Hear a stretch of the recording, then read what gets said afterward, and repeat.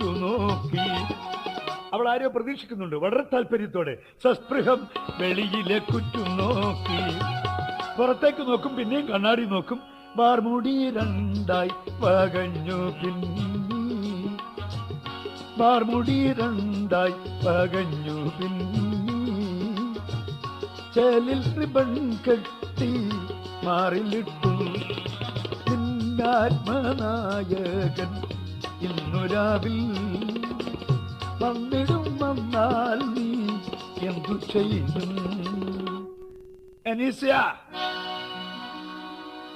അനീസ്യ. അകത്തുനിന്നൊരു വിളി. അവൾ തിരിഞ്ഞു. എന്ത് വേണം? അനീസ്യ, ഇപ്പോഴങ്ങോട്ട് വന്ന് ഞാൻ മരുന്നൊഴിച്ച് തന്നല്ലേ ഉള്ളൂ, ശാന്തമായിട്ട് കിടക്ക്. അനീസ്യ, അനീസ്യ, അനീസ്യ.